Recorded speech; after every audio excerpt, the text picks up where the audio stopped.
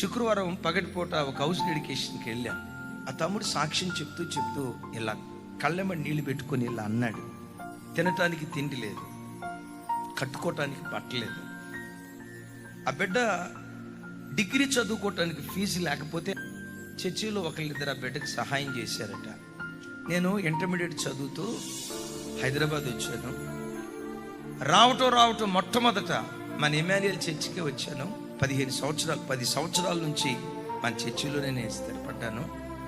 అన్నయ్య ఒకరోజు వాక్యం చెప్పేటప్పుడు ఉన్నత స్థలాలలో ఉన్న దేవుడు ఉన్నత స్థలం నుంచి భూమి వైపు ఇలా తొంగి చూస్తున్నాడట. ఎందుకో తెలుసా? పెంట కుప్పల మీద పడిపోయిన దీనులను, దరిద్రులను లేవనెత్తి ప్రజల ప్రధానులతో కూడా సింహాసనం మీద కూర్చోబెట్టాలని దేన దరిద్రుల వైపు దేవుడు తొంగి చూస్తున్నాడట. ఆ రోజు చెప్తూ ఇలా అన్నానట, మీలో ఎవరైనా పెంట కుప్పల మీద పడిపోయిన స్థితిలో ఉన్నారా? దారిద్ర్యతను అనుభవించిన వాళ్ళు ఉన్నారా? రెక్కాడినా డొక్కాడని స్థితిగతుల్లో బ్రతుకుతున్న వాళ్ళు ఎవరైనా ఉన్నారా? కష్టం చేసిన పిల్లలకు కడుపు నిండా భోజనం పెట్టుకోలేని దారిద్ర్యపు స్థితిని అనుభవించే వాళ్ళు ఎవరైనా ఉన్నారా?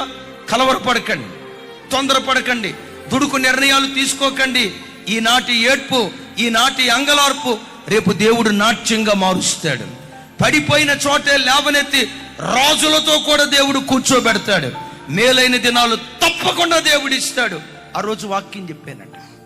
ఆ బిడ్డ ఏడ్చుకుంటా, దేవా దరిద్రున్నయ్యా, నాతో మాట్లాడావు, పేద బ్రతుక